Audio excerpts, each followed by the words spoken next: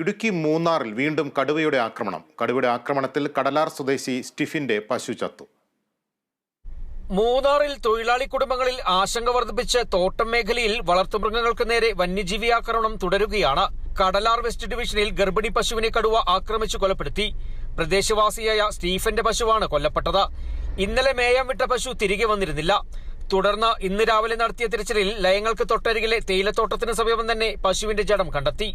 கூப்பிட்டாப்ல வச்சிருந்த மாதிரி மாடை புலி அடிச்சிருச்சு, நீங்கள் வாங்க அப்படின்னு. அந்த பார்க்கும்போது புலி அடிச்சு பாதியை தின்றுச்சு, ஒரு சைடு ஃபுல்லாக தின்றுச்சு. அதுக்கப்புறம் ஃபாரஸ்ட் வந்தாங்க, வந்து பார்த்துட்டு வெட்டினரி டாக்டர் கூப்பிட்டு வந்து எல்லாம் கவர்மெண்ட் டாக்டர் கூப்பிட்டு வந்து எல்லாம் சரி பண்ணி போஸ்ட்மார்ட்டம் பண்ணிருங்க அப்படின்னு சொல்லிட்டு போயிருக்காங்க. அதுக்கு பிறகு உள்ள நடவடிக்கை எடுப்போம் அப்படின்ட்டாங்க. இதுவரை இங்கே ஒரு 10 மாடு அடிச்சிடும்.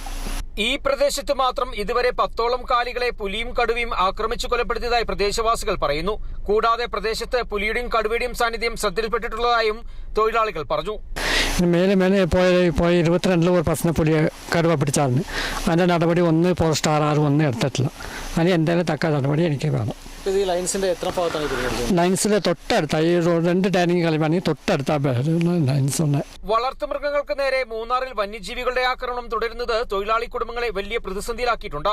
തോട്ടം തൊഴിലിൽ നിന്നും ലഭിക്കുന്ന വരുമാനത്തിന് പുറമെ കുട്ടികളുടെ പഠനകാര്യങ്ങൾക്കൊക്കെയാണ് പണം കണ്ടെത്തുകയെന്ന ലക്ഷ്യത്തോടെ തൊഴിലാളികൾ കന്നുകാലികളെ വളർത്തുന്നത്. ആ മാർഗം കൂടി വഴിയടയുന്നതിനൊപ്പം നഷ്ടങ്ങളുടെ കണക്കാണ് ഇപ്പോൾ കുടുംബങ്ങൾക്ക് പറയാനുള്ളത്. കഴിഞ്ഞ 2 വർഷത്തെ കണക്ക് പരിശോധിച്ചാൽ 200-ലേറെ പശുക്കളാണ് വന്യജീവി ആക്രമണത്തിൽ കൊല്ലപ്പെട്ടത്. വന്യജീവി ആക്രമണം തുടർക്കഥയായിട്ടും നടപടിയെടുക്കേണ്ട അധികാരികൾ നിസ്സംഗത കാണിക്കുന്നതിൽ വൻ പ്രതിഷേധമാണ് തോട്ടം മേഖലയിൽ നിന്ന് ഉയരുന്നത്. ക്യാമറമാൻ AP രാജയ്ക്കൊപ്പം ബിനീഷ് ആന്റണി, കേരള വിഷൻ ന്യൂസ്, ഇടുക്കി.